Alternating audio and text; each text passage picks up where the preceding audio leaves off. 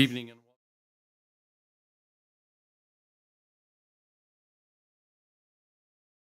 I pledge allegiance to the flag of the United States of America and to the republic for which it stands, one nation, under God, indivisible, with liberty and justice for all. Welcome, everyone. Tonight we'll open up with public comment. If you're here to comment on the SAD, we will be holding a public hearing on item number 3.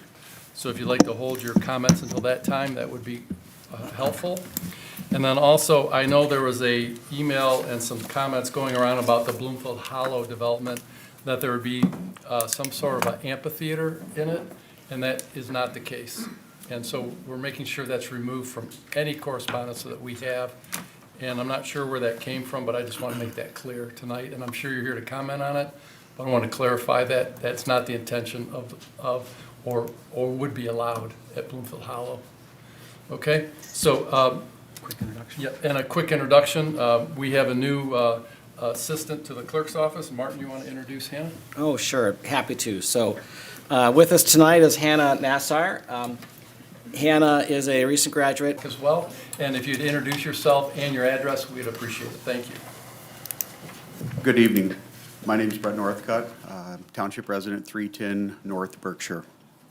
So about 9 years ago, my wife and I purchased 1.7 acres of a wooded lot on the back of Berkshire, which is a dirt road, to build our home. A home for our 4 young kids. And it was calm, it was peaceful, it had an up-north feeling, and that's exactly what we were looking for when we were going to build our house.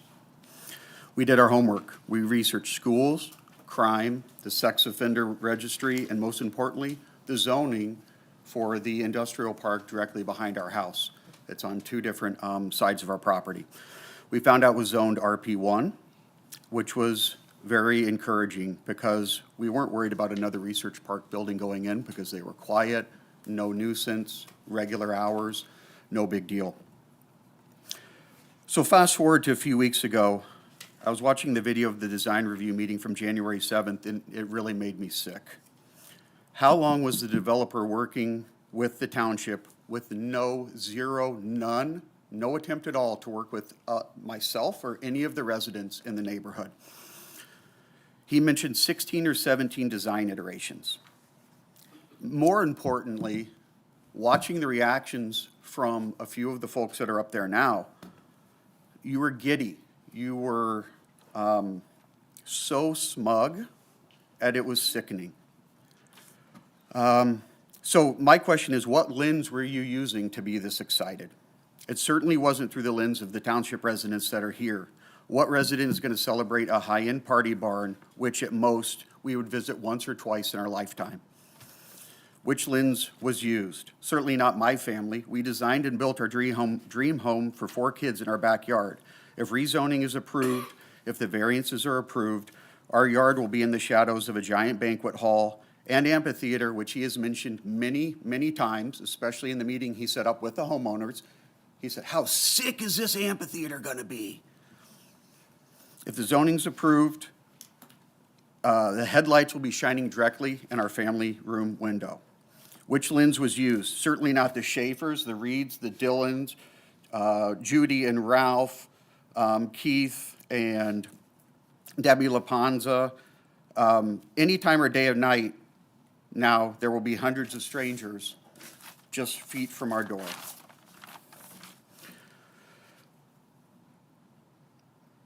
I guess my real question is, which lens is going to be used to determine if this development gets what it's asking for? We expect that you will not continue to use the lens of the developer or the long list of investors, but of the children, families, and neighbors and taxpayers who are here today. Thank you.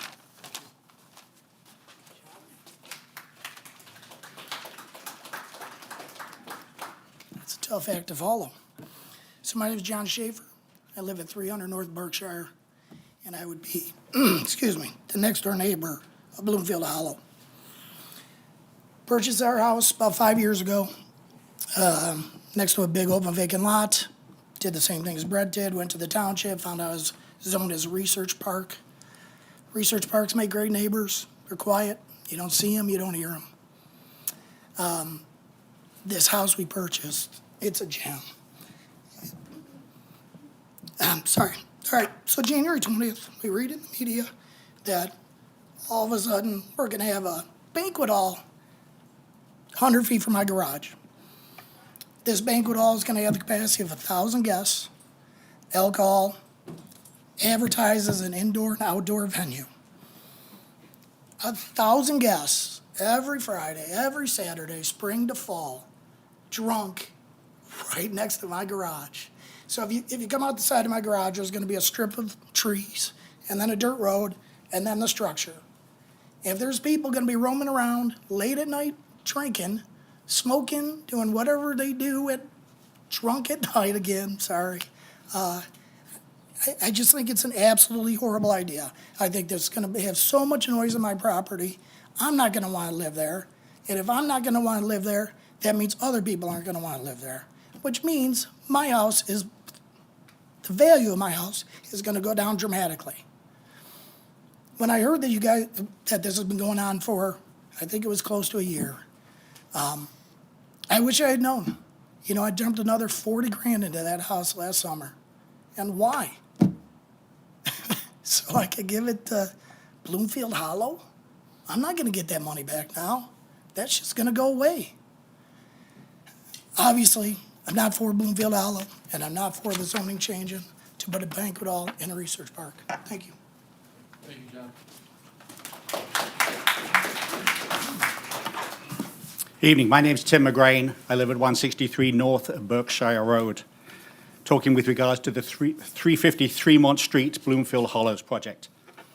Firstly, the 56 residences that are on Berkshire Road are a close-knit community.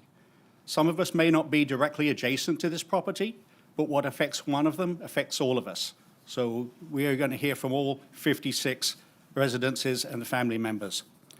We would prefer that nothing be developed there, but we recognize the developer's desire to redevelop the property. In a recent Zoom call with the developer, we indicated we want to work with you. We want to collectively be able to come to the township and say we agree on this.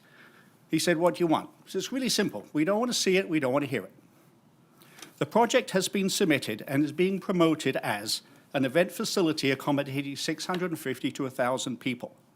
One observation is the plans are showing 106 regular parking spaces, so they're very hopeful on ride sharing and carpooling. Developer commented in the township presentation, we have a lot of outdoor space for weddings, concerts, big galas, and we'll do other stuff on property. And he also commented, we've worked with the township for a year on building placement. We've done sound reports and light reports. He also made a comment that providing everything that is required by the township, have accommodated wetlands consultant reports and fire safety concerns and requirements.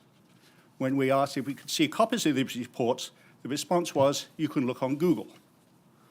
At a design review meeting with the township staff commented, we've been working with the developer for a year. Any zoning ordinance amendments should account for the impact on adjacent property owners. And also, special land use conditions should be cohesive with surrounding areas. This project was announced in the press on January 20th, following the January 19th meeting here. That was the first that we as residents heard about it, just 3 weeks ago. The developer commented in the township that the township said, we need to be sensitive to neighbors. We're just not sure what neighbors he's talking about. The event center, the current event center building with a planned amphitheater, and those are showing up on the plans that have been presented in this room, as noted on the plans, could not be located closer to our property line. That, along with a road right along our property line going to the east side of the property for some type of phase 2 and phase 3 project, which I have no details about, but obviously will increase the impact of the property. Although the developer did say on the call that he would take that road out if it helped. Given the overall layout of the 23 acres of the property, could the building be positioned towards the east or north of the property, further away from Berkshire residents? Thank you.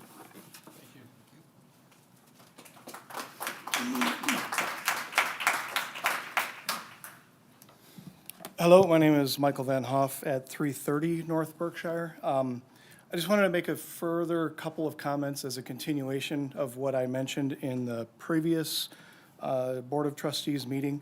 It is regarding 350 Fremont Street and the proposed Bloomfield Hollow development.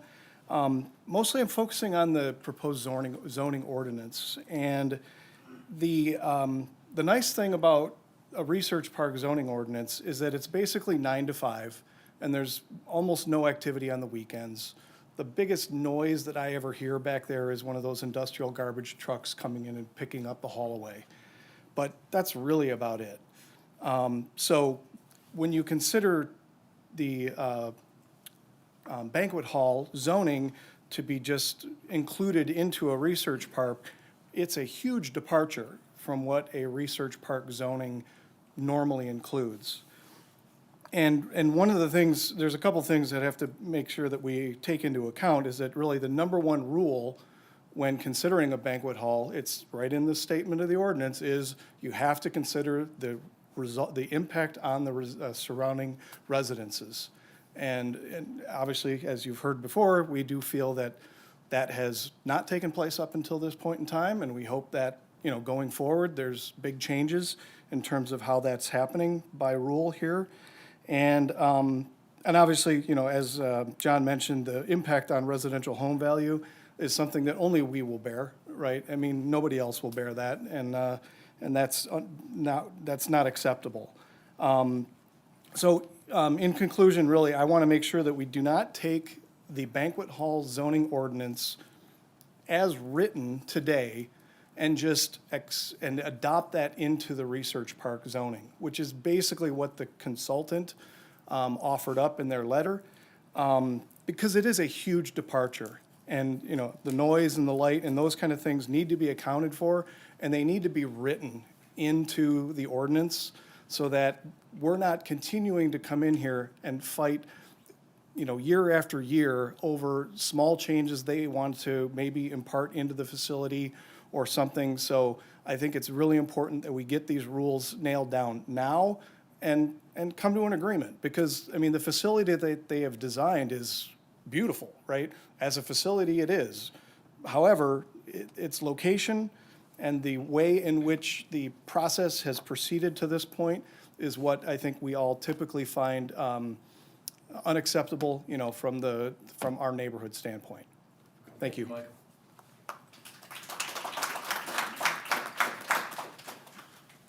Hi, how you doing? Greg Utuma, 127 South Berkshire. I'm obviously, I consider myself friends with some of you, and some of you know who I am. I think it's the first time I've ever come before a city and spoke up against a development. As a developer myself, I empathize with their position. As Mr. McCready so eloquently said in his English accent, I'm actually not directly affected, but I became more involved when I was on that developer's call on Friday. And I want to be judicious with my words here. I don't want to say that he lied to us, but I can adequately confirm that he grossly misrepresented things to us. First half of the call, I just had it on listening. The second half, I engaged, and he kept talking about how he did all of these reports, both sound and light, confirming we would never see, never hear him. Now again, candidly, I'm never going to see or hear him. I'm on the south side, closest to Woodward. But the Schaefers and the Northcuts, he's literally in their backyard. Even their schematic they froze, they were drawing a line between the development and the Schaefer's house, and they just drew right over the garage so they could get 300 feet. And their logic was, well, that's the living space. He doesn't live in his garage. And I respectfully told them, that's not up to you, what Mr. Schaefer does with his garage. If he doesn't want a banquet hall next to his garage, that's reasonable. You don't tell him, well, you don't live there, you live in your home. But then he kept telling us, you'll never see us, you never. That was our narrative. Just, we don't want to hear you, we want to see you. God bless you. We know you're doing this for money. Go get it. But just please leave our family, leave our neighborhood alone. 5, 6, 7 times. You'll never hear, you'll never see us. We've done countless reports, thousands of pages. I had asked them for a copy of the report. They went silent. I then reiterated my request for a copy of the report. He then said, well, we did internal music and sound. We did our own acoustics report internally. We did our own light, sound, like to make sure that their interior is well lit and well acoustic. And he said, but Greg, Google it. You can confirm we're 300 feet from his living room. He'll never see or hear us. And then we asked, he continually talked about how it was going to be an outdoor venue during the call and then said, but you're never going to hear or see us. And then we proposed, we said exactly what Mr. Grain said, because we want to work with you. We want to go, and the words I use are, we want to celebrate you to the Planning Commission. Let's work together to come up with something where you can move it north and east, just away from our property lines. He said, that's a great idea. I said, okay, what's next steps? His words to me, and I quote, talk to the Planning Commission, the township will be our liaison in this instance. He never contacted us. We gave him his email, or I should keep it with Tim, because Tim and I both gave our emails, our cell numbers, never heard from him. He wants the township to be our liaison with us as far as what we should or should not advocate for in our neighborhood. I don't think any of this, how this is moving forward, seems appropriate. Thank you. Thanks, Greg.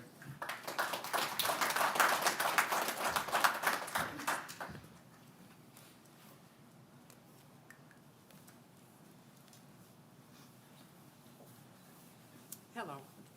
I spoke 2 weeks ago, said who I was, my name, my address. Could you repeat it, please? I'm Judy Wendler, 194 North Berkshire, have lived in my home 49 years. And I was a little taken aback because after the public meeting that we held here, 2 days later, day later, can't remember, I received a gift bag with the addressed to the Wendlers, inside 2 sheets of tissue paper and 2 sheets of information about Bloomfield Hollows.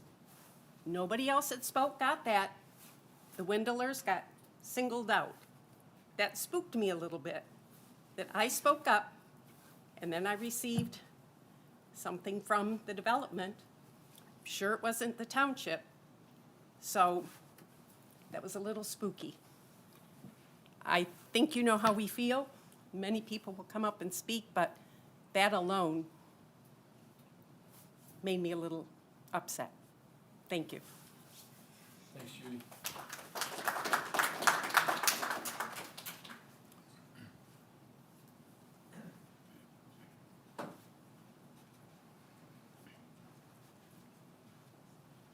My name is Ralph Wendler. I'm at 194 North Berkshire.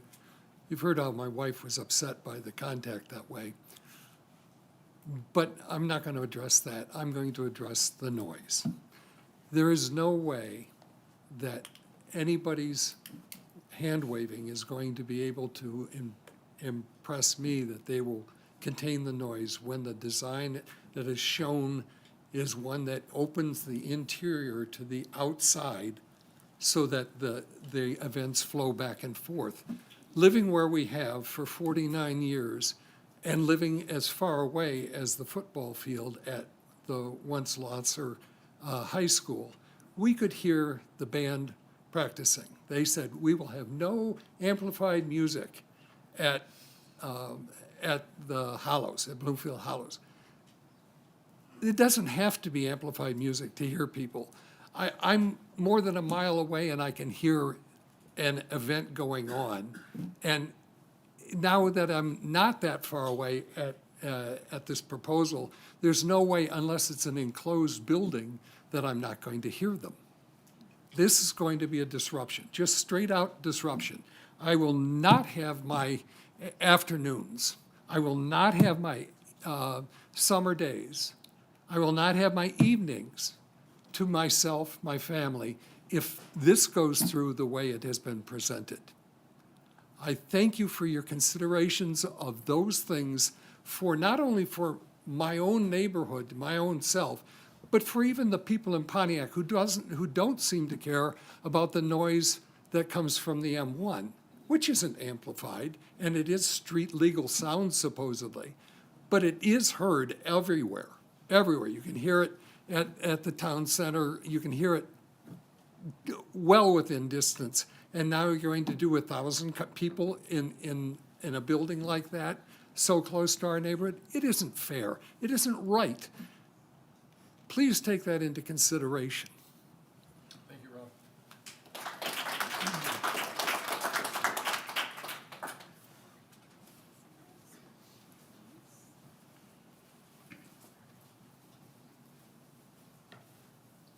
Hello, my name's Stefan Bagney. I'm from the law firm of Clark Hill. I sent correspondence on Friday afternoon. Mr. Chubb was kind enough to reach out to me. I want to focus on the process that's happening here. When courts are asked whether they should remain in a case, the standard that that court follows is avoidance of the appearance of impropriety. Because the ideal that decisions being made that impact people's lives are being done in a neutral and fair way requires that strict a standard. It isn't whether there is an impropriety, it's whether there's even the appearance of an impropriety. And the process that the township has been implementing for the Bloomfield Hollows development has a massive appearance of impropriety. The notion, as stated in the Zoom meetings, that the township has been working for a year with the developer and is giving initial approvals in an empty room because the citizens who are being impacted didn't even know that the meeting was happening, and that the township is following a process to allow additional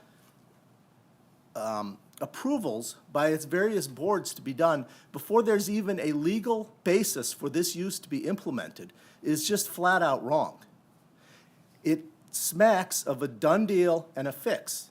And I'm not fast to accuse people. I'm not accusing that of being the case, but it certainly looks of it.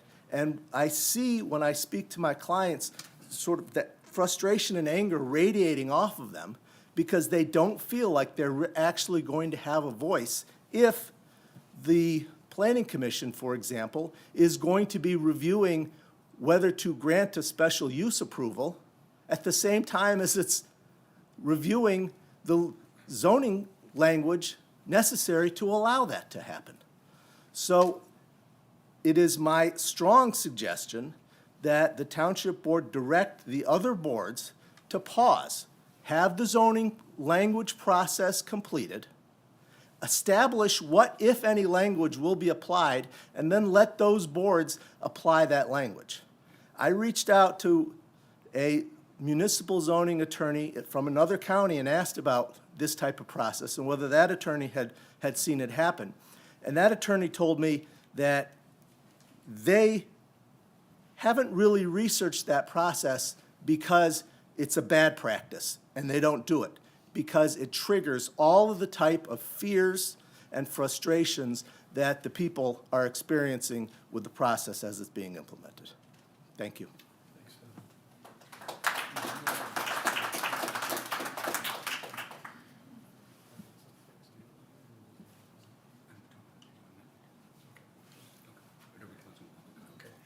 Any more public comment? If not, I'll close public comment.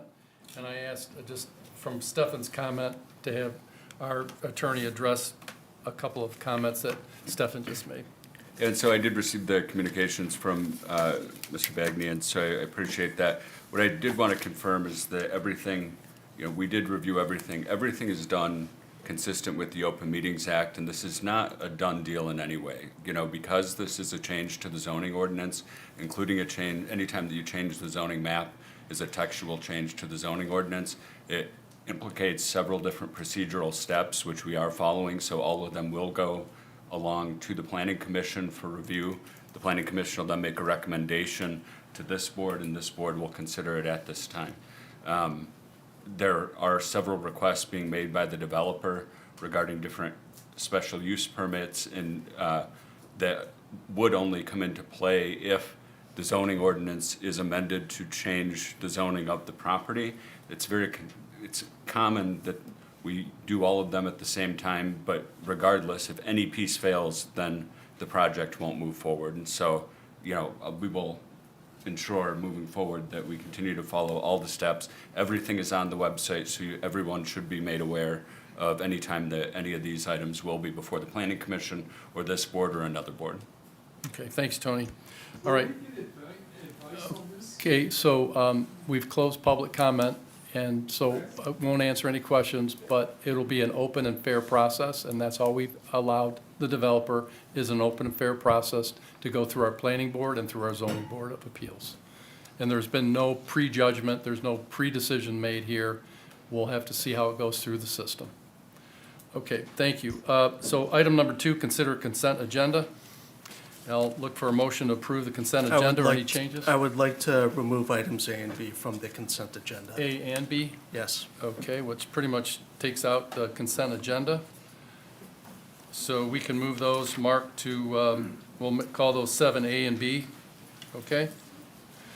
So that takes out item number 2, and we'll move to item number 3, which is a public hearing of necessity for Bloomfield Village Special Assessment District, SAD number 430 Green Section, presented by our Deputy Assessor Jennifer Werthman. Welcome, Jennifer.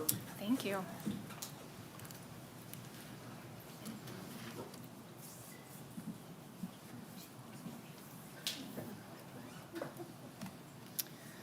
Okay, so tonight we are here for our public hearing of necessity on the Bloomfield Village Phase 5, also known as the Green Phase Road SAD program.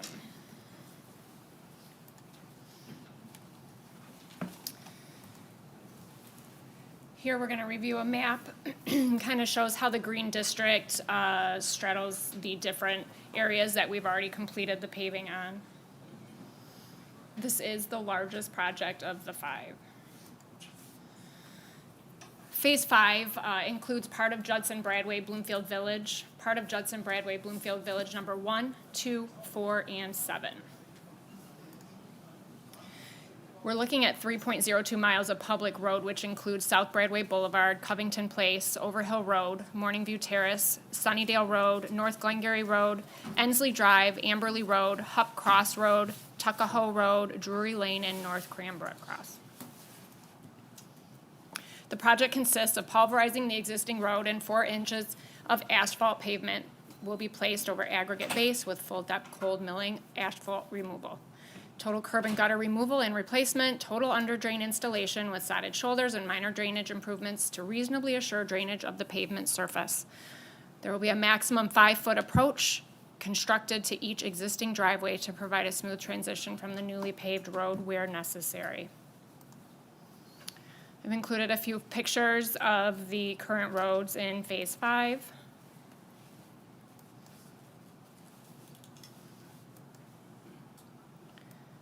And then there's a few pictures of the newly paved sections as well. The petition has been confirmed by the Township Assessor. It was supported by 51.28% of the homeowners, which represents 52.77% of the road frontage within the project. Estimated project cost is $9,751,092. There are 199 parcels within this district, and there are 195 parcels with a full unit of benefit. That gives us a total assessment of $50,005.60 per full unit of benefit.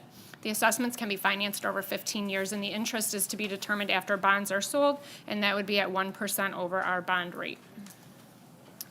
Tonight, we're asking that you approve resolution number 2 and schedule the public hearing for final assessment for April 27th of 2026.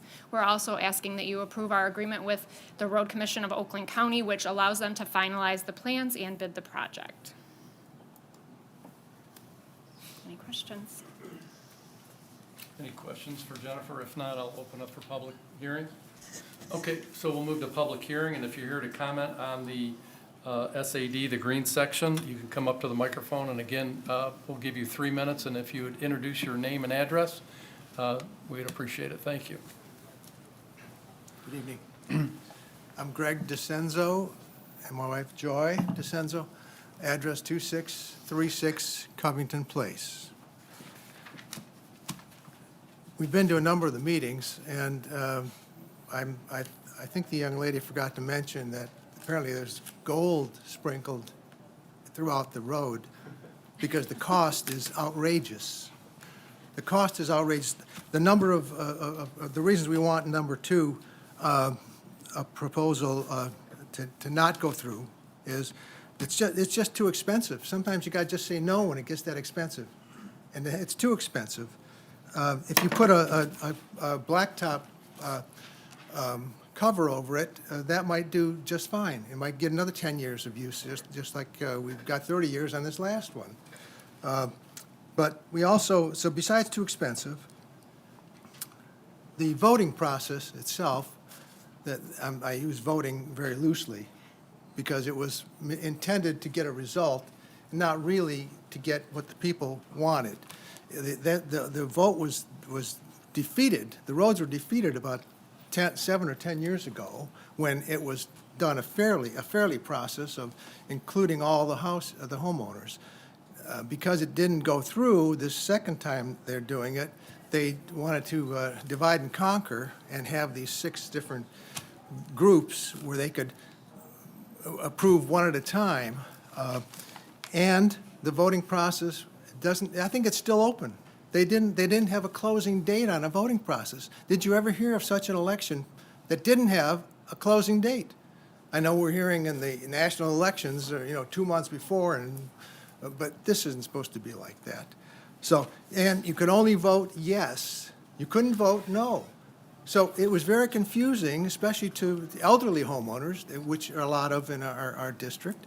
And we heard that there were multiple visits from the people getting signatures. And we also know, I didn't hear that there's any voter ID. It's supposed to be the legal homeowner, and I've never heard one that said, show me your deed or show me your proof that you live there. Could be a renter, could be owned by a trustee, and the family is at the house. So voter ID was not used, and I think that you could agree with that. So the voting process was flawed. There's 30 seconds remaining.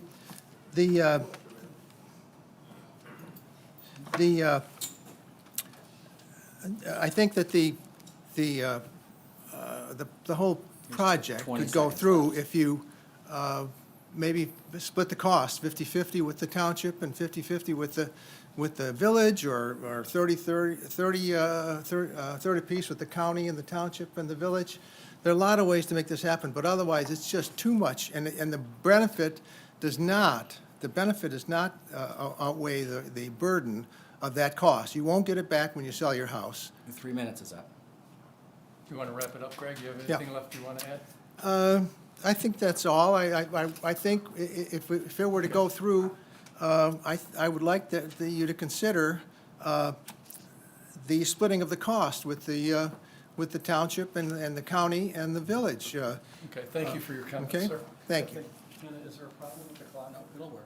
Is it working? Okay. Hi. Hello, my name is Casey Christensen. I'm at 2517 Bradway Boulevard. I'd like to start off by saying I've been in this process way longer than I wanted to. Since 2022, when it kind of started getting rolling, we had a large group of individuals that were a big no on the roads. We went through hiring attorneys, we FOIA'd all the documents, we've proven that there's miscalculated signatures. In the SAD and the rules, it says that there has to be, if a wife and a husband live at the same address, they have to vote. We proved that by mass percentages across blue, pink, gold, yellow, and it just continues to move on without any investigation work. We brought stacks of files here and said, just pause it, give us, just take a look at it. I mean, it's beyond me why that wasn't taken in consideration. The cost and bidding history. So back in 2004, between 2004 and 2013, the cost was around $18K per lot. In 2022, there was no inflation between 2004 to 2013, just as a heads up, and that's listed on the website. In 2022, now we're being charged the $50,000 to $60,000 per home. That's a 300% increase. If you go historically based off of inflation rates, we should be a max of $32,000 per home. And interesting enough, when you look on the township website, it talks about road work and what the budget should be, and it takes into consideration the parcel size, the amount of lots, so on and so forth. It actually states on your website $11,000 to $35,000 per home, based off of what the township is saying we should account for. So one, that's vastly different. Some other very interesting facts that I found around the SADs from 2022 to 2024. The threshold was 51% you had to pass by. It moved in 2024 to 50%. The extended window from voting went from 3% to 6%. The amount that the admin fee that the township could take was 0.5% in 2022 to 1.5% in 2024. So you took enough time to look at how much money you could get out of the process and to, increase the amount of voting, because every section took over 6 months, and that was a big issue, where 10 years ago, or a little bit longer than that, it was a yes/no vote, very clean, plain and simple. So why did it change? Why was there no kind of checks and balances on it? And, I mean, I could go on and on. There's a list that I won't be able to get through in this amount of time, but the other last thing is, we were told that it was going to be taken down 18 inches, because they were going to completely rip everything up. And now I'm seeing on like actual documented proof that it's 4 inches, where 4 inches shouldn't cost the amount of 18 inches, right? So it's like $50,000. Your own website says it should be between $11,000 and $35,000. And a lot of this doesn't make sense. And the last thing I'll add with is, you have a road advisory committee board to do better. None of this is going to make any difference if you don't stop at what we're doing right now and actually evaluate what we're telling you, because the process has been skewed from the very beginning to now. So thanks for your time.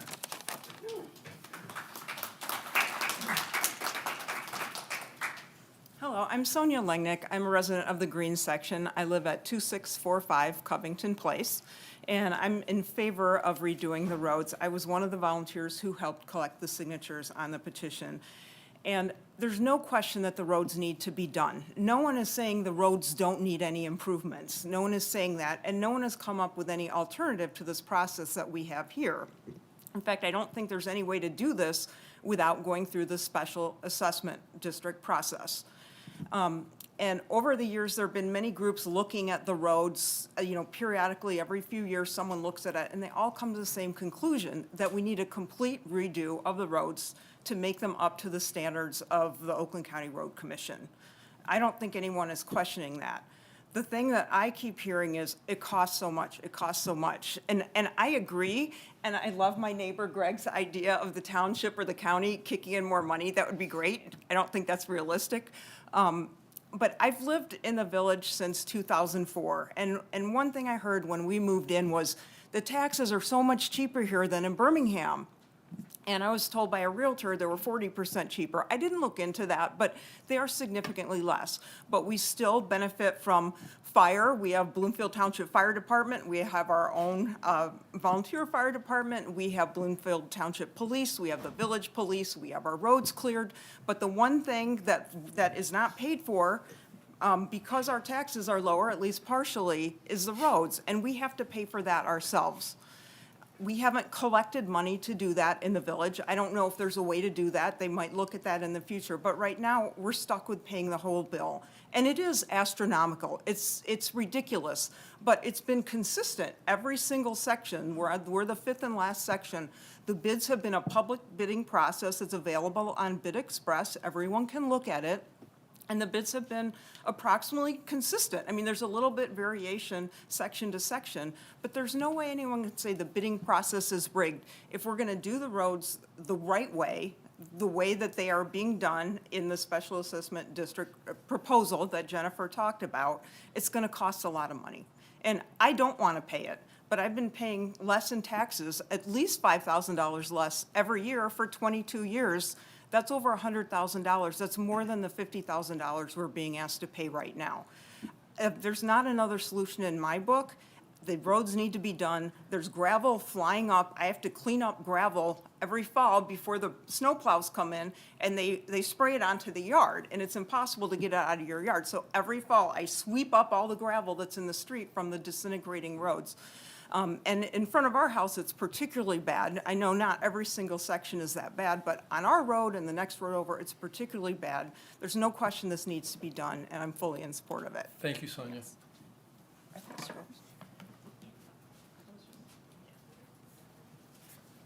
My name is Stephen Burke. I live at 3340 Bradway Boulevard.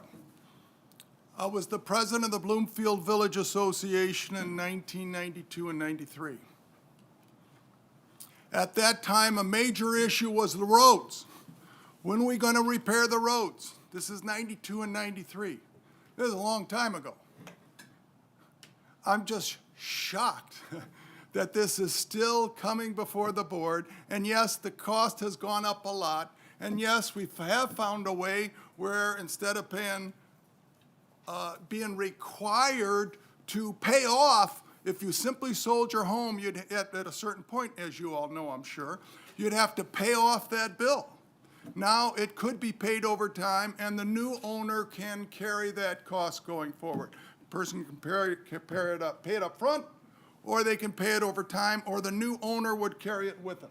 And that was a big deal over time, and we made that change, and I think it was a very sensible change, and people are pleased about that. Bloomfield Village is a very prestigious and esteemed area. I am very proud to live in that neighborhood. Very proud the way the homes look. I've been fortunate, I've done pretty well. I can live in Bloomfield Village. I have a sister that has not done so well. And, she has a large family and, she has a more modest income and a more modest home. She drives into our neighborhood and drives down Broadway Boulevard and she's just shocked. I mean, the car is rattling. Try to ride your bicycle down Broadway Boulevard. It's Stephen, downright dangerous. Talk to us, Stephen, we're your Pardon? audience. Talk to us, please, we're your Okay, audience. sorry. Try to drive a bicycle down Broadway Boulevard. It's dangerous. And it's just an embarrassment. And I'm sorry, some people say if we fix the roads, I mean, I would be embarrassed to buy a home on Broadway Boulevard at this point. I'm not sure I would buy a home on Broadway Boulevard at this point. I have to believe that if we fix the roads, that you can't be assured, but I absolutely believe it would increase the value of our home. And I do believe it has a very negative influence on the value of the homes in that whole green section. It's been 92, 93, and we were talking about it then. It's been a long time, and the costs have gone up, and it is expensive. But we live in a wonderful, beautiful community. There's a cost to it. Thank you for your time. Thank you, Stephen.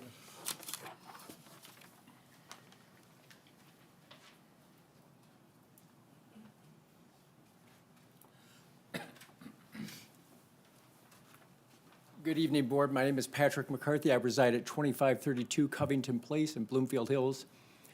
Our family really enjoys living at our residence, and we think fondly of this community.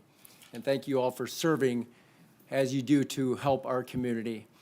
I would submit sometimes two things can be true. It sounds like those in favor of the roads feel that the price is ridiculous.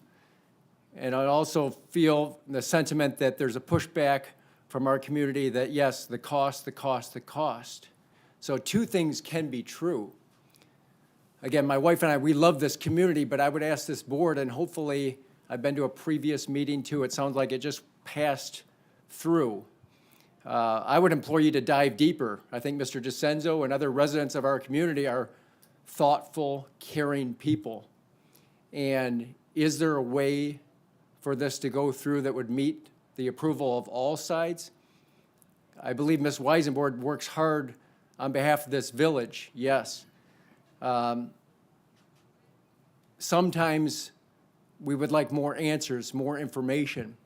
I asked, what are I understand we're not a city, so we have to absorb some more costs. But is there a creative way to figure out how we can work through this? I don't think our residents want the Taj Mahal of roads. Maybe they want it fixed, but there is a breaking point, too, for our residents in our community. I would like to see new roads, too, but is it going to make sense? Is it going to be livable? Is it a workable solution?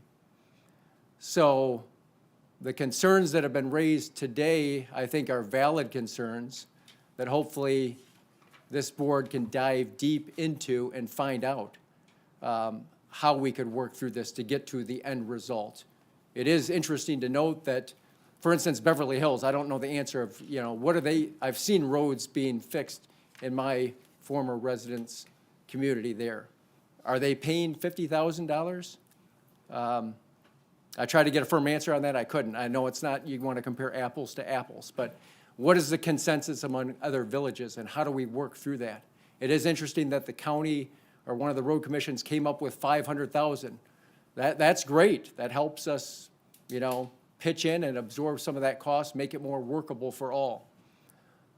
that's what I would like to see, a solution that will be workable, maybe not for 100% of our community, but to just graze by with 50%, and there's questions about that 50%, I don't think that sits well with me, or quite frankly, many others in our neighborhood that are caring, thoughtful people that want our village to thrive. So it's not like we're saying no outright, but please help us get to the right answer, given our concerns. Thank you. And I am filing, or I'd like to preserve my right to any tax protest that may be associated with this if this goes through.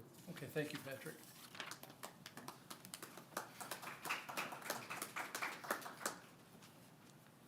Hi, my name is Wendy Schwartz. I live at 2580 Broadway Boulevard in the Village. I just have a few comments I'd like to make. First of all, I have some opposition to how the vote was held and how it was processed, because we were told that initially the vote in the green section failed to win approval. We were away off and on all summer, but we got several letters saying that the vote had failed. And then we got several letters from the Village Association, or members of the Village Association. They weren't harassing letters, but they were telling us that we should have voted yes, and all the issues with the roads if we don't vote yes, and that we'll be the only section with bad roads. And there were a couple of those letters, and then we were canvassed. We had people knocking on our doors, asking us, questioning our vote. Why didn't we vote yes?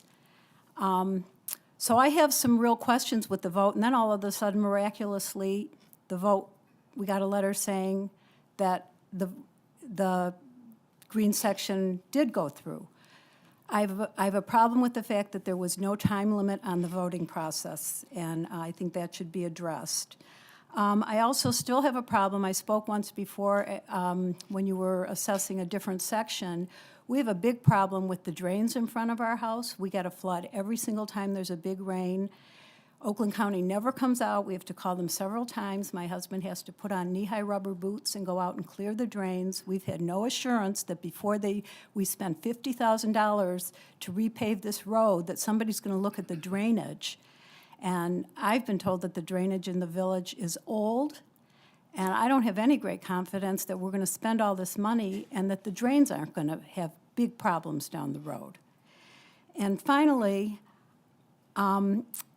I'd like to know if the space in front of the village parks and where Kroger is, if the village is going to chip in and pay for that. We have more parks areas on Broadway, and we have that whole section where the shopping center sides on Broadway. I want to know if there's going to be any participation from anybody else, the village, the Kroger, the people who own that shopping center. And also, I don't believe that this will increase the value of our house. I think it's going to make it harder to sell our houses because property values and housing values are high. People can't afford to move into the village, and now they're going to be assessed with this huge assessment. So I'm still a no on this, and I have a lot of issues with it. Thank you for your time. Thank you, Wendy.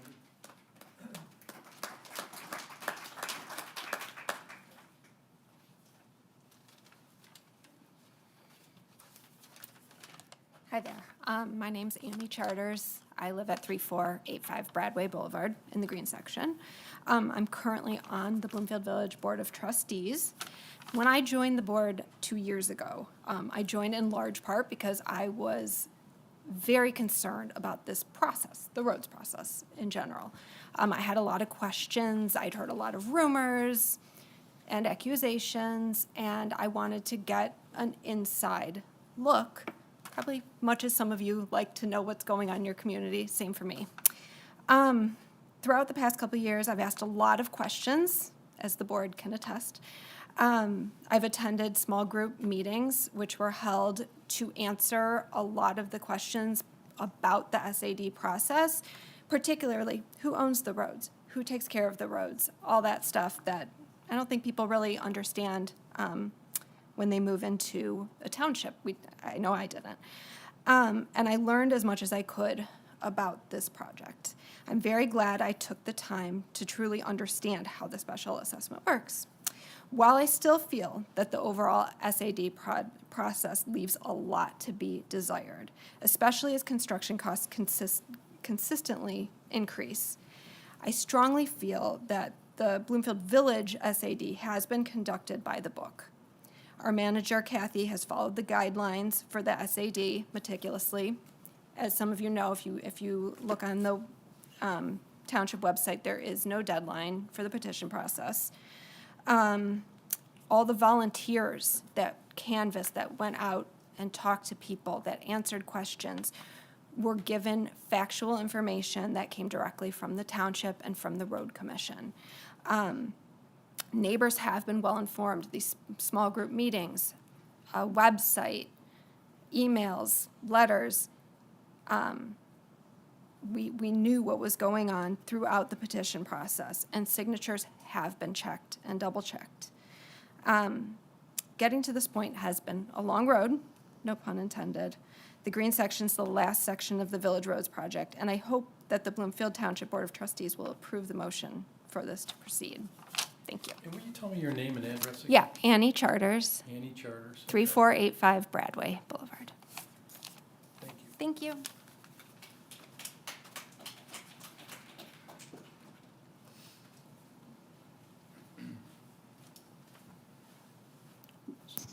My name is Brian Kott, K-O-T-T. I live at 138 Hupcross Road. I've been involved in this process for 5 years. And I've been an officer of the Bloomfield Village Board. We spent over a year working with the Road Commission, the Township, and all of the appropriate governmental agencies to determine the best way to do this, and the only way to do this. And we have followed those procedures. We have agree that the cost is higher than we'd like, but if you look at the increase in road construction costs since 2013, we would come out right at these numbers. And as to the question of whether the numbers are accurate or not, we have 4 sections that have been completed that have been done with numbers that are consistent with the current costs. The residents of the village have complied with the statutory requirements.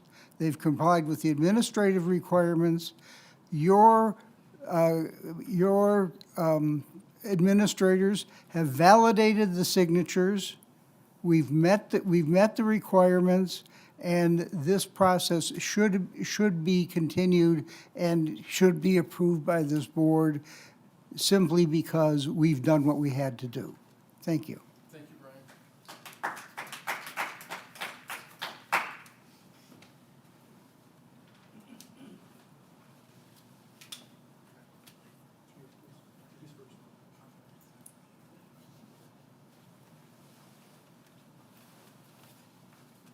Good evening. My name is Patrick Bielman, 2655 Amberley.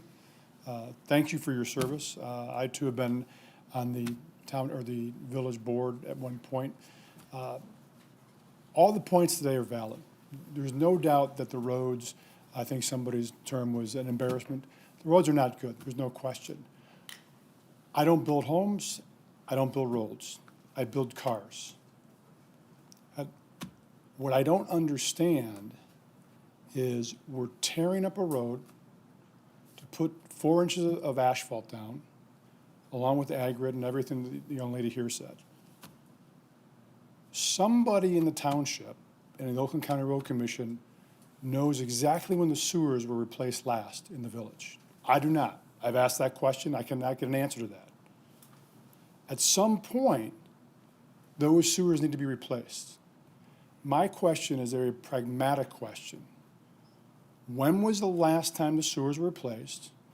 What is the expected lifetime of a sewer? And where does that put us? I don't know how to get that answer. I've asked that question. I would like an answer on that. I think that's a very important point the board needs to look at. are we simply spending money of the taxpayers, my money, that we're going to re-spend in a short period of time? That is all I have to say. Thank you. Thank you, Patrick.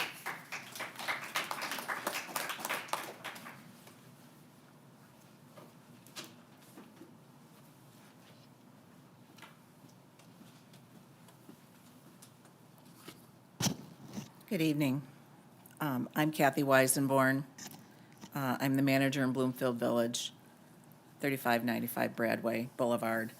I am speaking in support of moving forward with the green section roads this evening. This is the fifth and final section of our neighborhood. The last four sections are fabulous. The roads are beautiful. The construction process was well conducted, and I can't wait to get this fifth and final section done. The majority of the residents in the green section voted, signed the petition in support of this. Your staff have checked the signatures and validated them. Where there was a married couple living in a house, we obtained both signatures of both spouses, or we did not count the signature. There are situations where there's a single signature on a house.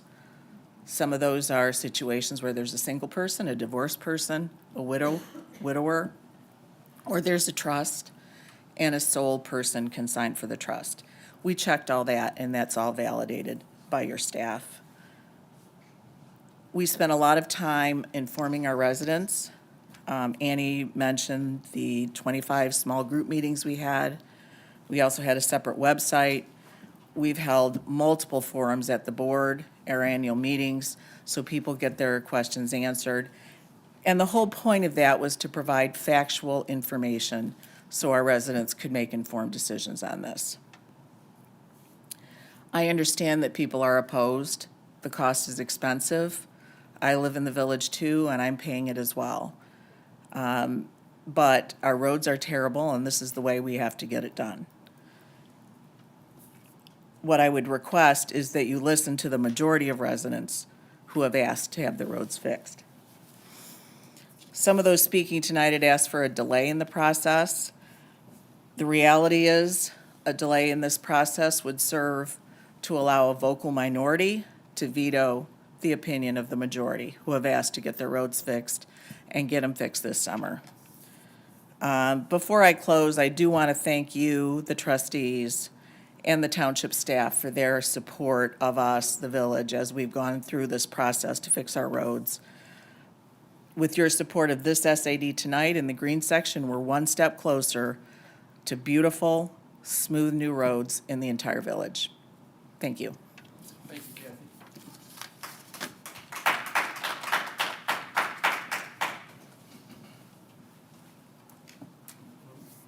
We still have public comment. Thanks. Clay Phillips, 247 North Williamsbury. I'm in the goals section, but I'd like to make a comment, if that's allowed. It'll be short. I've been thinking, having gone through the whole thing for our section, the prior section in green, is there one thing, if I could have waved a magic wand, that would have made the whole thing better? Less argumentative, less frustrating, less anger, less lack of trust that is built up in the village, in the community about this. And I recently came to this thought that if we had been presented with a good, better, best set of options, with pros and cons, with associated costs, I think that would have generated a different discussion, a different debate, and could have generated some different outcomes. Where I think some of us feel is that it was one way, one recommendation, $1 figure, that's it. And a slim, slim majority took it over the goal. With other comments that have been said here tonight about, was the process fair, was it good? I'm not going to say anything about that. But I just suggest going forward for other future SAD-funded roads, if it would be possible for the road commission or whatever road commission is involved to be required to present the residents who are paying for this with a good, better, best set of options. And if they choose good and not best, so be it. Some of us don't need 40-year roads. Some of us might have been very comfortable with a 10-year road. and you do a 10-year road every 10 years, it might have been a lot cheaper. And you have resident turnover, you have different people, different opinions, different age groups, different demographics. Decisions could change over time. So I'm trying to be constructive. Is there one thing that could have been done in the past? It doesn't matter because the past is the past. But thinking forward and thinking about future policy, thinking about this community, the state, and how do you bridge the gap between the roads, and the governor said she wanted to fix the damn roads. She didn't say she wanted to replace the damn roads. But like, is there a better way where residents could take a vote for their pocketbook and get the roads that they want or need, not the ones that are just said, here, this is it. You got to have best.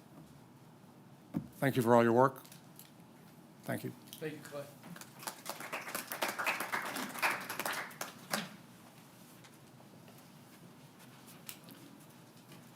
Good evening. My name's Brendan Robinson. I'm at 3335 Bradway Boulevard. I do not disagree that the roads need to be done. They are absolutely horrible in front of my home.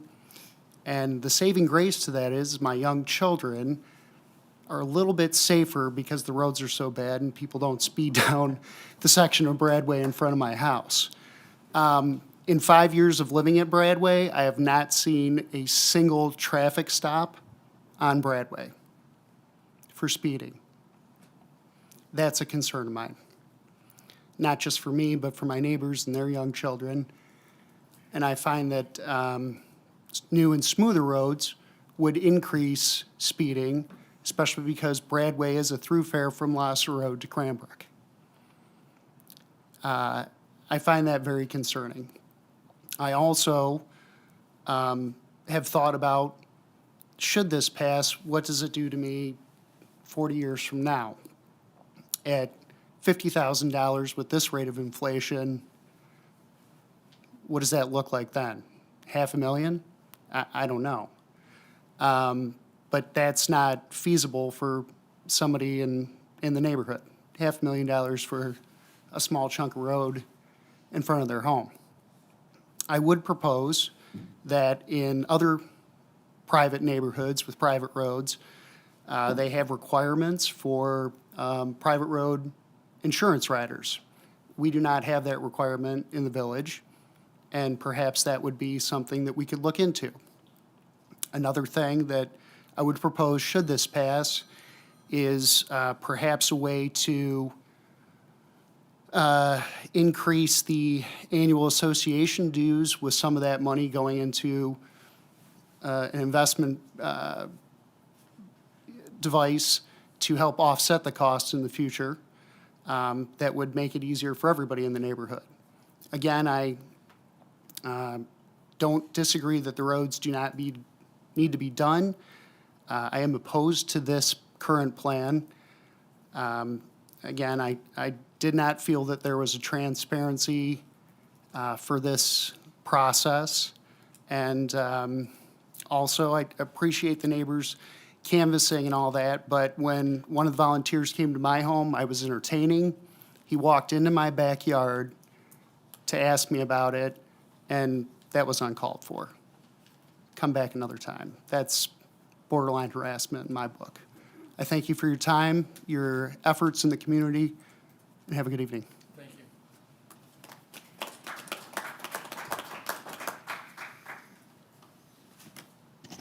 Hi, good evening. Elizabeth Jenks, 2572 Covington Place. I agree with a lot of my neighbors with everything that's been said, but I think saying something different about how can we keep the costs down or adding to some of the discussion around that, I would implore us to explore those options.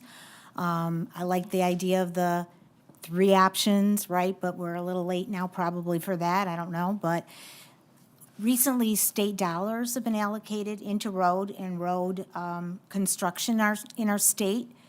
I think we should definitely tap into that and advocate for more dollars. I know some of that has been done, and we were given a few extra dollars, not a few, but we were given some additional dollars to keep our costs down. I think a case can be made for Bradway being taken care of by the Road Commission in Oakland County. Anybody who drives down Bradway between like 7 and 9 a.m. in the morning, and 4 and 6. We'll see what happens. 3 and 6. Maple backs up. We get a lot of traffic. People are like, I got to get to school. We've got several schools in that area, businesses. Traffic picks up. We can make a case that there's a lot of additional traffic that goes on that road that is not from our neighborhood. That goes from Lasser to Cranbrook. And also a case should be made that the shopping center down at the corner, which I know another neighbor mentioned earlier, they should also, I think, be assessed an additional fee. Because we do get a lot of additional traffic down there because we have the Kroger complex. So in closing, I'd just like to say, you know, did I agree with how the petition process went? People kind of sending letters and, you know, it did feel a little bit like pressure at times. I think maybe that's late to address at this point. I would hope that in future petitions with other neighborhoods, you'd consider changing, leaving that petition open an indefinite amount of time, taking another look at the voting process. But right now, let's try to focus on how can we keep our costs down? What can you all do to help us in that endeavor? What can we do to help you do that? So thank you. Thank you, Elizabeth.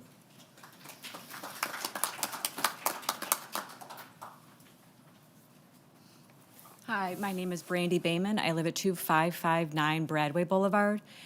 I live right across from the Triangle Park, right at Bradway and Cranbrook. So I have had the unfortunate luck of going through this process 3 times already. All the trucks for the other sections park in front of my house. My road in front of my house is exponentially worse than it was before these projects started. It is, people talk about the roads being so embarrassing. What's embarrassing also is the barrels and the construction equipment that is still piled at the intersection of Cranbrook Cross and Bradway.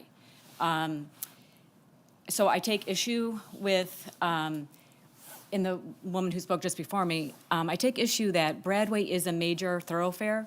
The traffic is horrendous during the early morning and the evening times. I would propose, I agree the roads need to be done. I don't agree at the price, and I do think there should be some funds set towards Bradway, which would even out among all the rest. I'm not saying that the people who live on Bradway pay less, but I'm saying that the section pays less. I also take issue with the way the signatures were obtained. I personally received an email in my inbox. I don't know how my personal information was given to these people. I think that is irresponsible and a terrible thing. I made it known that I don't want my personal information given out, but I shouldn't have had to say that in the first place, number one. Number two, the people who, we just this passed by the slimmest of margins.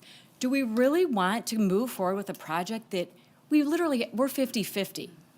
And it has caused so much animosity in our neighborhood, which is very sad. I've lived there for 21 years. I've raised my children there. It's really sad what's happened through this whole process. People say there's not transparent. The other side says it is transparent.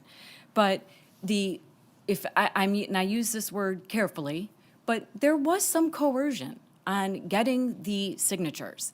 And with the open-ended time period with which to get these, it just doesn't smell very good.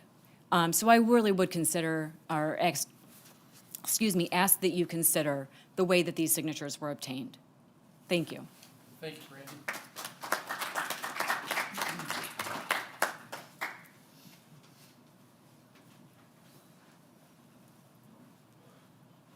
Good evening. My name's Lisa Finatieri. I live at 1250 West Indian Mound Road, which is actually in the yellow section, so I won't take up too much of your time, but I did want to address you all today and share my support for the roads project. I was actually one of the volunteers that went door to door trying to find out if our residents were for or against the roads project, and if they were for it, then wonderful. They signed the petition that I had with me, and if they were against it, then I just made a note and moved on. I had a lot of wonderful conversations with residents who asked all kinds of great questions that I tried my best to answer or pointed them toward those who could. I think that this project has caused a lot of divisiveness in our neighborhood, and it's really sad. I've lived here for 6 years, and I'm just very much looking forward to being able to move on together and wrap up this project together and enjoy these beautiful new roads that a lot of people have worked incredibly hard to make happen. There have been no other options brought forward for how we can fix these roads. This is it. And, you know, it is expensive, yes, but it's an investment in our community, and I'm really happy that a majority of those in the green section have also agreed that they'd like to make that investment. Thank you very much for your time. Thank you, Lisa.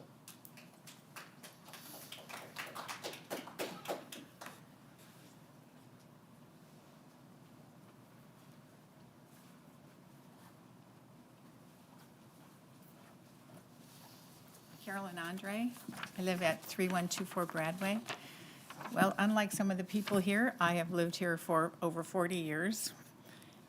We love the village. My husband unfortunately passed away a couple years ago. But he had written letters. He said, I was at the first board meeting when we moved in, and what the first thing was, what about the roads? We have to do something. We know something needs to be done. But we're both very opposed to how it was being divided up, how it was being talked about, the lack of transparency. And I do want to mention something, how the one woman said all that she's near the park. There had been so many trucks and so much construction parked there. And my daughter was driving east on Broadway around 8 in the morning with that sun in her face going 25 miles an hour. And she hit the back of one of those giant construction things with the extra piece on the back, totaled the car. And interesting enough, a few hours later, a bunch of orange barrels went up around it. And then a little later, they also put one of the orange fences around it. Now, I don't think that would have happened had that been up. I don't know, it might have, but I mean, it's horrible. But thank you for your time. Thank you, Carolyn.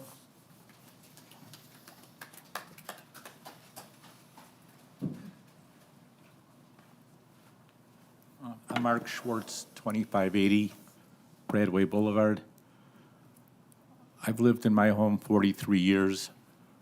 I love Bloomfield Village. My biggest problem with this whole thing is the process, not the fact that the roads need to be done. Now I'm going to be 75, so I've been there since I was 32. I think I'm done the math right. And really, to get a $50,000 bill at 75 when I'm retired, you know, that smarts a little bit. And I can say that I'm fortunate enough, I can pay that bill. But it makes us not feel, when I say us, my wife and I, great about having to make that decision. Do we want to stay here? Do we want to pay that bill? Do we not want to? That's bothersome, and we're paying a lot of money in taxes to live in our home. We've redone it twice because we like the village so much. But our taxes are like a mortgage payment. We pay $3,000 a month or $36,000 a year to live in Bloomfield Village. And to be taxed with a $50,000 assessment, I think it's huge. And I guess I'd like to say that if I knew when we bought our house in 1983 that if something happens to the roads, we have to replace them as the homeowner and our taxes don't go to that, relative to the amount of taxes we were paying, I might have not wanted to move to Bloomfield Village, because with $36,000 a year in taxes, I must say that should hopefully pay for some road repairs. I want to say that the process where I feel like it was only a one-way vote, you can only vote yes, but you can't vote no, that really that really sticks me in the gut, and I think that's a terrible process. I think you should have a yes or a no. You should have a timeline, not just, it hasn't passed yet, there's just an unending timeline. And I think there should be a timeline and a time limit to things, whether they're decided.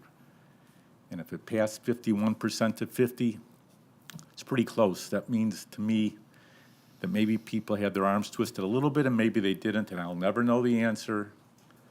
But I think there should be limits of time, and there should be yes and no votes, and things should be done cleanly with transparency. And this felt like a one-way ticket, yes, or we don't want to hear no, just yes or just no vote. I just think it's a bad process. Thank you. Thank you, Mark.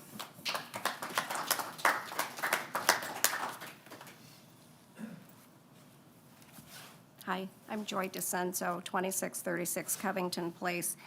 Just a thought. All of this is predicated on the outdated, I should say, deed restrictions that Judson Bradway put into our little community.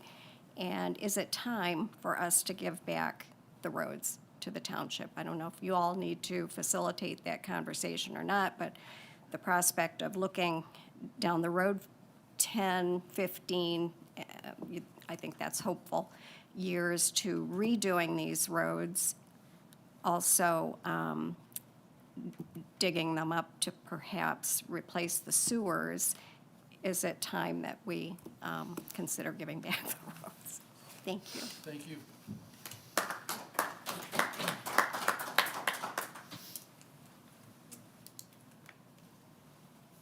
Hi, my name's Katie Gates. I live at 2573 Covington Place. I really just have a couple of questions. I too am very concerned about the sewers. I don't feel like I have an answer. I did get a verbal answer one time that said, well, if the sewers do need to get replaced and the roads get torn up, someone else will cover that cost. I don't have anything evidence-wise to say that that's true, and I have a concern about that. So I'd like to know how I can resolve my concern about the sewers. I also have a concern, like others have mentioned, about Bradway Boulevard.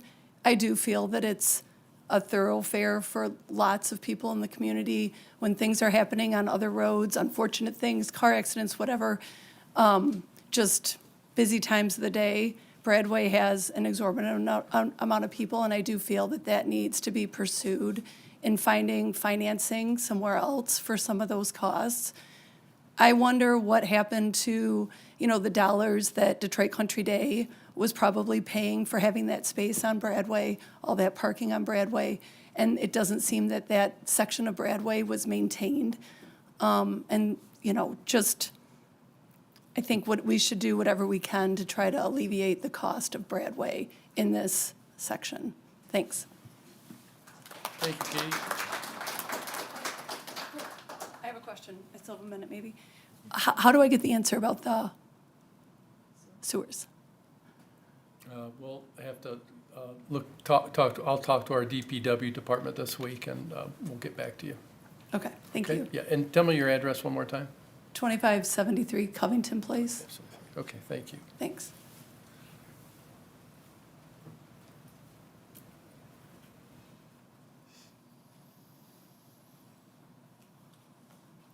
Hello, my name is Maria Helminger Pratt. I'm at 2629 Amberley. Just want to say a couple things. When we first started the process, we had those small group meetings, and we were told that we'd get billed on our frontage. So that's one thing, and that never heard anything about that again, because there's a lot of people that have a lot bigger frontage than other people have. There's pretty irregular lots there. But also, I lived in Birmingham on Henrietta, and they redid our roads completely. And the first thing they did was the sewers, because they knew the sewers were just as old, if not older, than what the road was that they ripped up. And we didn't have to pay anything because we paid our Birmingham taxes. If I would have known that our Bloomfield taxes in the village wasn't going to cover roads, I'm not so sure I would have bought the house. I just wanted to be back, in the Birmingham School District so my kids could finish out their school years. So I'm obviously against it. I think the options, if we had more options on the table, good, better, best, that would have been more of a fair vote, maybe. And I also agree that holding this open for so long, it was like it's being held open until we all comply, is kind of the feeling I got from it.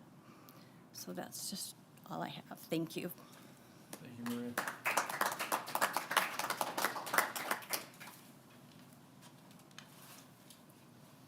Is there any more public comment? If not, I'll close public comment and turn it back over to the board and to Jennifer. Any questions for Jennifer or any comments? Yeah, Jennifer, we've talked about this before. The increase of this special assessment compared to some of the other ones in our township, not just with the villages. Can we talk about why the cost is so much different in the village versus Kirkway or some other ones? Sure. I will kind of dig into it a little more, and if you need extra explanation, Mark Metzler's here as well, and he can help me out. Bloomfield Village is a little different in that it has been built road upon road upon road upon road for 60-plus years. So there is a lot of layers that has to come up. So while the presentation talked about 4 inches of asphalt being laid, there is still a lot that is being pulled up. They are going, in fact, roughly 18 inches down. They are digging up all those layers of roads. Everybody has curb. There's curbs throughout the entire village, and they're just not, they're buried that far underneath. So part of the cost of the construction is digging up road upon road upon road upon road, and then having to build that base back up. Because obviously the yards are where they are, so we can't dig your road up and then just put 4 inches of asphalt back down. So the road has to be built back up to where the yards are, and it all incurs a large cost. Jennifer, can you talk about the concern about the sewers? Sure. Before we go into any of these SAD processes, our DPW is intricately involved, constantly monitoring. We, have communication with the Water Resource Commission. The DPW is involved. HRC is involved. It is something that they are inspected. They are they're gone through from the entire project so that we try and avoid any sort of issues. Anything that's antiquated, anything that needs to be fixed or lined or anything to that effect is addressed at that time.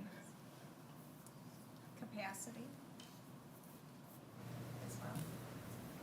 Yes, everything is looked at. Neil? Yeah, thank you. I did have a question about the Bradway and the number, is the shopping center being assessed? They are. And what's the value of the parcels? Well, the value we don't look at. It's assessed 1 unit of benefit. It's one single parcel. I believe they might actually have, I'd have to go back and look at my assessment roll, but I think that they might come out on both Tuckahoe and on Bradway. I would have to go back and check that for their parcels, but they are in fact being assessed. Any other questions or comments? So the Kroger is being assessed, but technically, do they have an exit onto Bradway or Tuckahoe? No, they just have frontage. Just frontage. So in some capacity, we've done that before where if you don't actually have access to it, they wouldn't be assessed unit benefit. So in this case, we are. Correct. Any sort of frontage is giving them that. Are corner lots on Bradway assessed larger amounts, or is it the same? No. It's 1 unit of benefit per parcel number.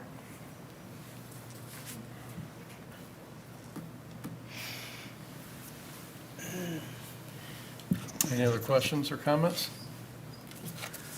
I'll just add a couple of comments for the board's refresher.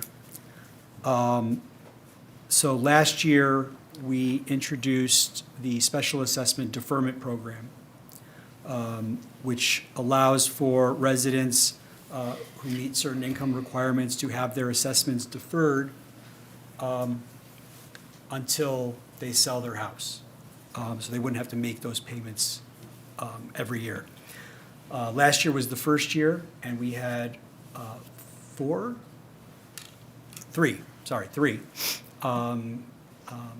And two were from one of the village side. Two were from the village, and one was from South Bloomfield. So that is an option that's available. Also, anyone like a disabled vet who qualifies for an exemption anyway gets an exemption from this through the Special Assessment Deferment Program. So I would encourage residents who are watching this or here to go to the website, bloomfieldtwpmi.gov/SADP, Special Assessment Deferment Program, to get all the particulars, or to call my office at 248-433-7705, and we'll be happy to walk you through it and talk about the process. The second thing I just wanted to add is a little bit of empirical evidence. So my office gets called from title companies every time a property is going to transfer. So they call and they want to know, are there any outstanding bills, water bills, tax bills, assessments, lawn cutting invoices, which doesn't happen very often.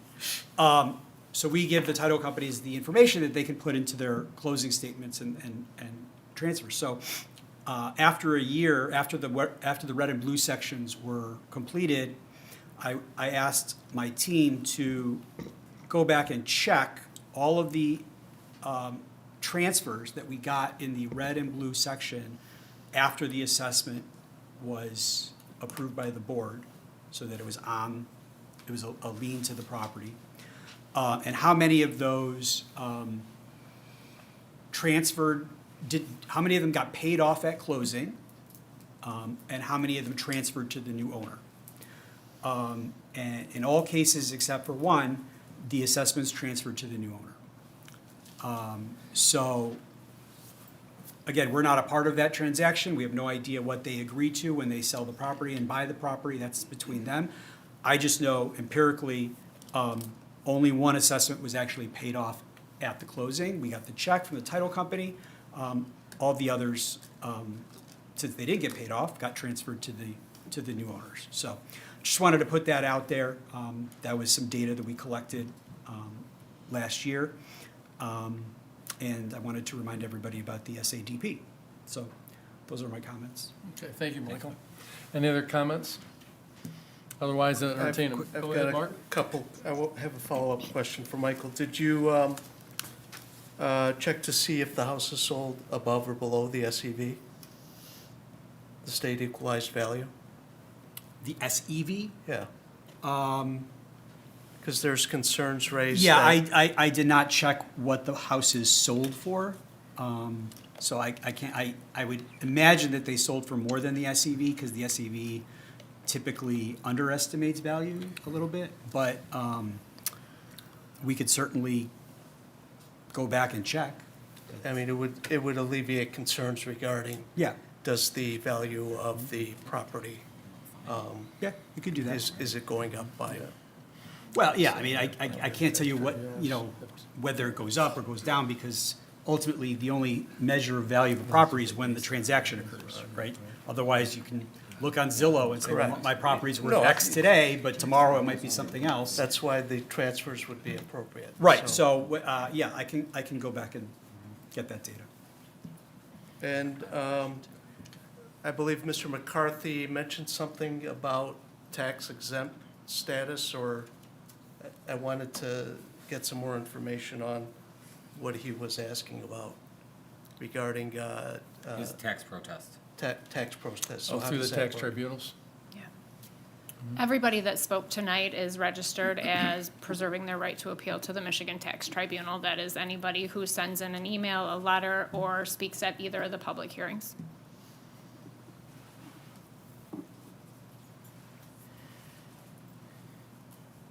You have another comment, Mark? Nope. Okay, Thank you, Mark? sir. I wanted to address the questions about the petition and the percentages. And, of course, I've been voting on these for a while, and my position is that the best way to figure this out is through a majority vote, and I'll vote the way the majority goes. some have raised questions about the propriety of the process, it's been open too long, or the signatures are improper. Can you address the duration of the time this has been opened and your review process for the signatures? Absolutely. All of the petitions state that it is a suggested 6-month timeline for the petition process to work out. The township is completely hands-off. Once the petition is passed over to the circulators, we have nothing else to do with the process. But again, like I said, the petition gives a recommended timeline of 6 months. There is in fact not a defined timeline. This specific petition, I believe, came to me before the 6-month time period was up. We do work really closely to try and ensure that that's the case. But again, once the petition leaves us, we're not micromanaging the process. We can't have any sort of involvement with it. So, when the petition goes out, it has a recommended deadline, and again, that is 6 months. It came back within that deadline. Once the petitions come back to me, I then work through Register of Deeds. We work on voters' registration cards, and when we're unable to obtain signatures from either of those two options, we will request like a driver's license or something else to in fact verify signatures. If we're unable to validate a signature, then it's thrown out. Okay, thank you. Any other comments or questions? If not, I'll entertain a motion on the public hearing of necessity, item number 3. Thank you, Martin and Jen, for bringing that up, because that's very important about the propriety of the process. And that's all we can go by, is what's presented to us, as long as the process is according to statute, which it was. So with that said, all we can go by is what's presented to us, and it's, 51.28% or so in favor. And with that said, I make a motion that we move forward with what has been presented to us for the special district, SAD district number 430, the Green District for Bloomfield Village. Is there support? Support. All in favor, say aye. Aye. Any opposed? Passes 7-0. Thank you. Thank you, everybody, for your comments. Item number 4, consider appointment of an alternative member of the Zoning Board of Appeals vacancy presented by myself. And so we had a yeah, we'll just take a little pause while the room empties out.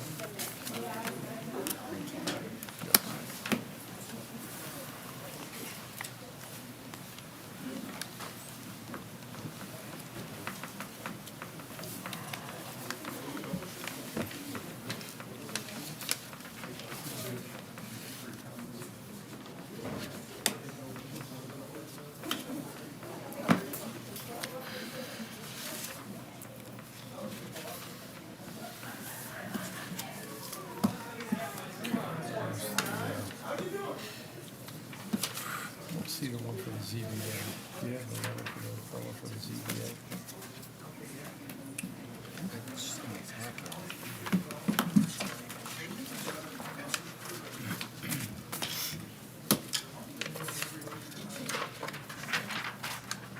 Okay, so we had an opening for the ZBA, and we interviewed and talked to a couple of the applicants. And we had a few different board positions to fill, and we interviewed a Bryant Patrick Zakowitz, if I pronounced it correctly. And I think you all saw a copy of his resume, and that is the one I am recommending that we put on as the ZBA alternate going forward. Any comments or questions? My comments are, he has an outstanding background, certainly what he's doing with Great Lakes Water Authority, and he's been involved in that position with zoning, ordinances, property rights, and certainly has the background we're looking for that position. Is there, it's just your recommendation, there's no other vote Well, or discussion? Yeah, discussion, for sure. Yeah. Anything else you'd like to add, Val? Just that we did have other candidates, so. Yes, we did. There had not been any discussion, and I don't know this candidate, I know the other Address some of candidate. that too. So we had initially three great candidates that applied. One has withdrawn his name from consideration and is looking at another board. He may apply for that. And the other candidate who's here tonight, Oscar Gardner, is another great qualified candidate. And we have another position that's open on the Board of Review for an alternate position there. My hope, after we make this resolution, will be to ask the board to amend the agenda to add an appointment to the Board of Review alternate position, and I would request that we appoint Oscar to that position. So there's essentially two people, two present openings, and they'd both be, if the board agrees, they both would be appointed to a position. Is that something we're going to vote on tonight? Or Yep. Yeah, we can. On both Yep. of them? And we spoke to all the candidates, and they kind of agreed to the positions that we've Okay, are yeah, presented that part tonight. wasn't, Yep. Right. I wasn't aware of, so I was Okay. just looking Nope. for, because I know the last time when we had more candidates than positions, we did like a voting and we had more discussion, so I was surprised to just kind of see it jump. Yeah. Okay, so the candidates are aware. And they were very supportive and agreeing to the roles and the positions. Yeah, it kind of worked itself out. Okay, that helps. Chris? Yeah, so I had the pleasure of meeting Bryant to kind of review and kind of get to know him. I think he'd be an excellent addition to the ZBA, which again, I'm on. I also think Oscar was a great candidate, and with his real estate background, I think he'd be a great fit for the Board of Review because he has a little bit more background specifically in that. It'll be a great addition to that board as well. So I'm glad we'll be able to, based on the amendment for the meeting, if that happens, I think that works out to get some pretty good people involved in our township. Great. So with it, I'd like to make a motion that we would accept the appointment as Supervisor McCready has said for the alternate member for the ZBA. Support. All in favor, say aye. Aye. Any opposed? And then if I could make an amendment to, or adjustment to the, So I'll just make a motion to amend the agenda to add consideration of appointment of a candidate to the alternate position for Board of Review. Support. All in favor, say aye. Aye. Okay, so we now will appoint, I'd like to appoint Oscar Garner as the alternate member of the March Board of Review. Any comments or questions? No, we all have known Oscar over the years, Yeah. and I know he certainly wants to provide service to the township, and we appreciate that, and I know he will be a very good, he is a good candidate, he has a good background, and he will provide a very good addition to the Board of Review. Support? Support. All in favor, say aye. Aye. Any opposed? Passes. Congratulations, Oscar, welcome. Congratulations. And thank you for spending time and volunteering to the community. Okay. Item number 5, consider temporary relocation of Precinct 4 polling location from Bowers Farm to Township Hall for the May 5th, 2026 Avondale School District Special Election presented by Martin Brook. Martin? Okay, good evening. The Avondale School District has petitioned the county to hold an election for members of, for residents that live in the Avondale School District. For Bloomfield Township, that's precinct number 4, and only that precinct. It's located in the far northern and eastern portion of the township. And in the past, often, my predecessors have consolidated for school elections and/or relocated precincts for school elections, which is what I'm proposing we do tonight, and what I'm asking the board to do tonight. There are a couple of things. There was several moving parts with regard to this. So first, the county operates the early voting sites, and that will be adjusted, if the county board agrees, to move the early voting site to the Rochester Hills City Hall from the Bloomfield Township Library. I looked at the distance, and it's essentially equidistant.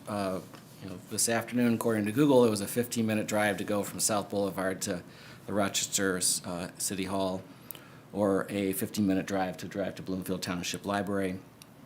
And so that's really about the same. We're not addressing that tonight, but that's just some background information. So relocating the precinct from the Bowers Farm to the township, again, is consistent with past practice. It's going to be more affordable. And one of the important factors that I'm considering and thinking about is the depth of knowledge and training within my department. By relocating it to the township here, we are going to operate the precinct with the regular staff. We're going to operate the receiving board with regular staff. We're going to operate the absentee voting counting board with the regular staff.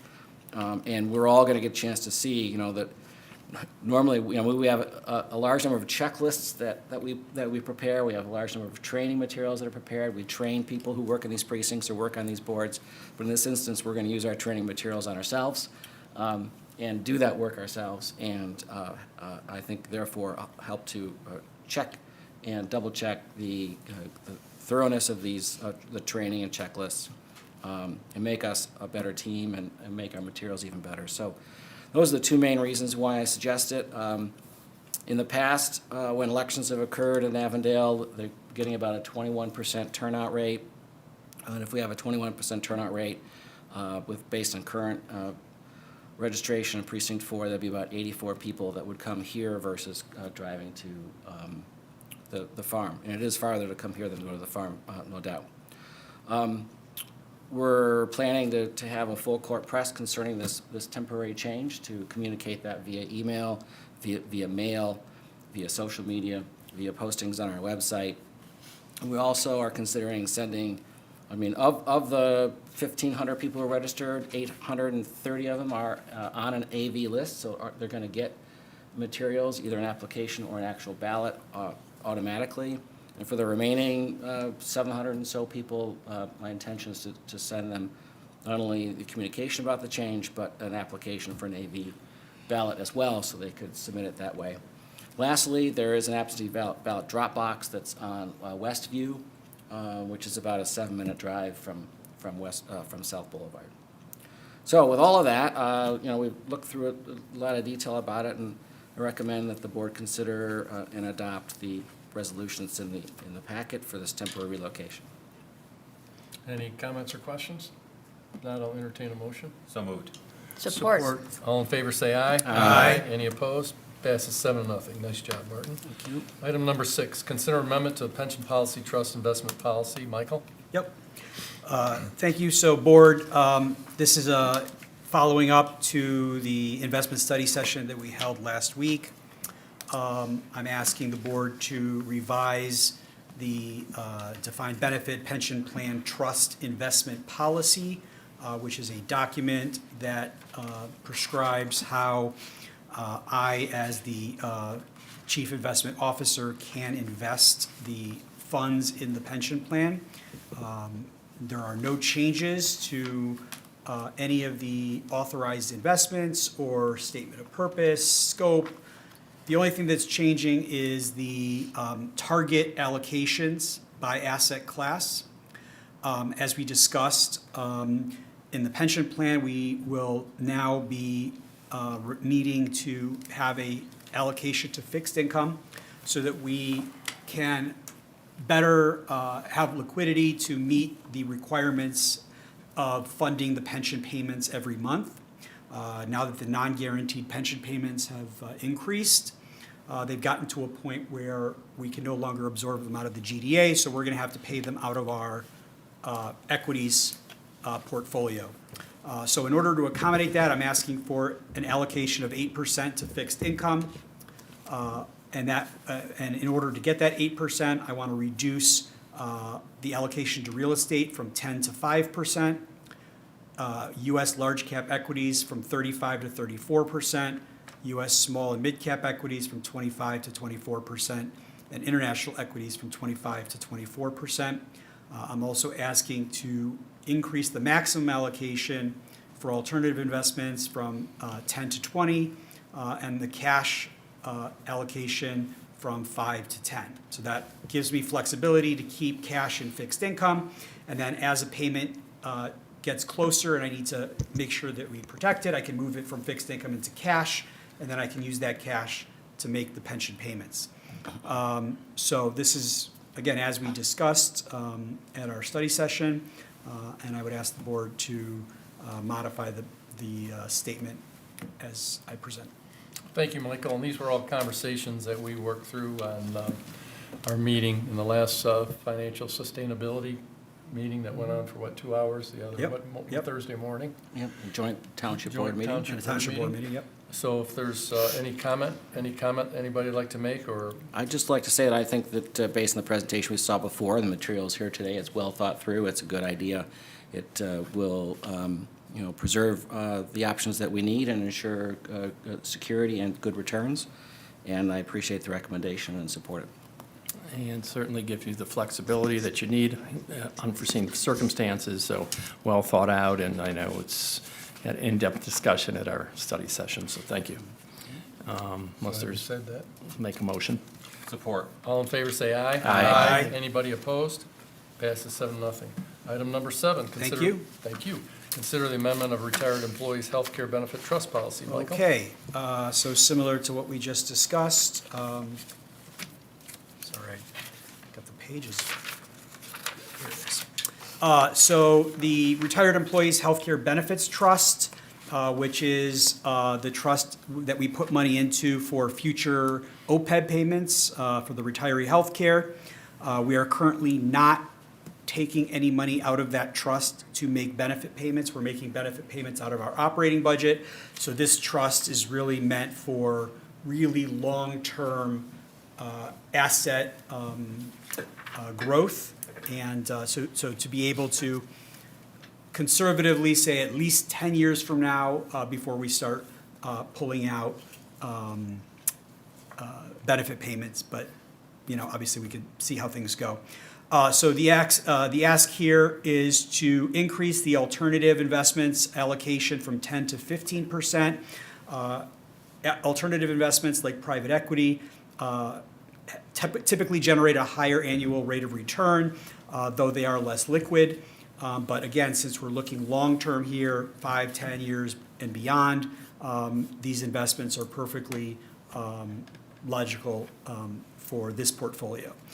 In order to increase the allocation to 15%, I'm recommending that we remove or reduce the fixed income allocation from 10 to 7.5 and the real estate allocation from 10 to 7.5. And that makes up the 5%. So none of the equities, meaning our stocks, none of those allocations are changing. So otherwise, there were no other changes to the document in terms of eligible investments, investment objectives, financial institutions, et cetera, et cetera. None of that is changing. So I would ask for you to approve the document as I presented. Thank you, Michael. I do have some questions. Sure. Let's see, I'm taking some numbers out of the Bloomfield Township OPEB benefits program, GASB 7475 disclosure.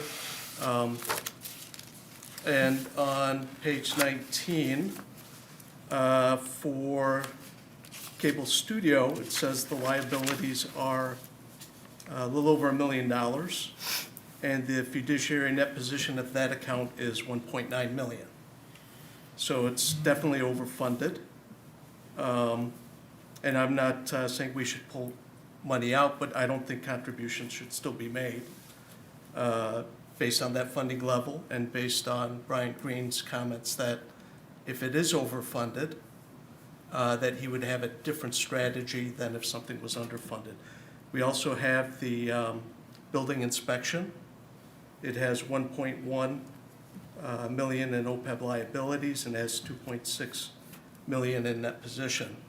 That's significantly overfunded. Again, I don't see why we should have the bulk of that money in equities. And then lastly, we have water and sewer, which is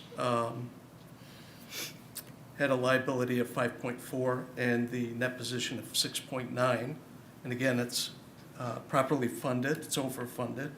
I don't know why we're still paying for those benefit payouts when it's overfunded. And the Milliman reports that we have online say that no ADC is required from those 3 sub-accounts.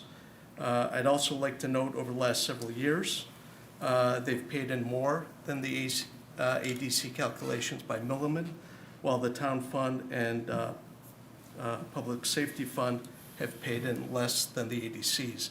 That imbalance, I think, is inappropriate, especially for the fee-based companies, like water and sewer and building inspection, which is 100% fee-based. And I think we should consider covering those assets so they don't decline, as recommended by Brian Green. I know it's a consolidated group, but they are properly funded, and I don't think those groups should be paying in benefits if it is properly funded. As standalones, it would not be required, and the difference should be made up from the general fund and public safety. Okay.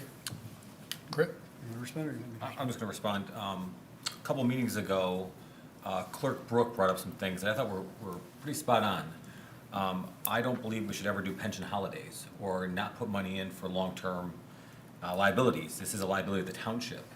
And we have seen other communities that do not put money in, whether they decide to call it a pension holiday or put the minimum payment in.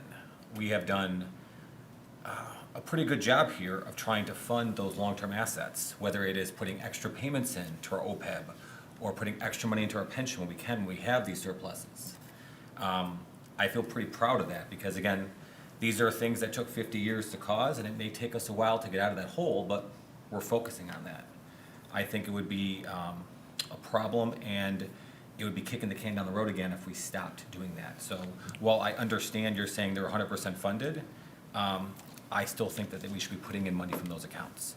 But we're also talking about how we're going to invest this pool money, not just little sections. So that's accounting and how we account for it versus pooled investment, right? And we agreed as a board to pool that investment to reduce our costs for taxpayers and get us more opportunity for some of those investments. So that's why I continue to agree and support the treasurer on those decisions, because he brought it to us to ask, and we backed it. So that's why we do those things. Well, let's see. The public safety has 10 million, 10.7 million. Town has 7.5. Water and sewer has 6.9, 1.9 in cable studio, and almost 2.7 in building inspection. That's about 1/3 of the assets. And when we have residents complaining about their water and sewer rates, and they are putting in more than the ADC, while public safety is 7.3 million plus, they're putting in less. The town is 1.7 almost, they're putting in less than the ADC. I think that imbalance needs to be recognized. And if we're gonna say that the taxpayer funded are less than the ADC, but we are requiring the fee-based to be more than the ADC, I think that's inappropriate. So, and it's not fair to those fee-based individuals, especially for the renters who are paying water and sewer. Okay. From what I can hear, Mark, everything you have said so far is accurate, and I understand what you're saying. I just think that this discussion needs to happen at our budget study session when we talk about how we're going to allocate our money in our budget. There are no contributions going from the building inspection fund or the cable studio fund into the trust. The water and sewer fund, 2 years ago, we put in $50,000, which wasn't a lot of money compared, to the size of the position. But we could certainly address that.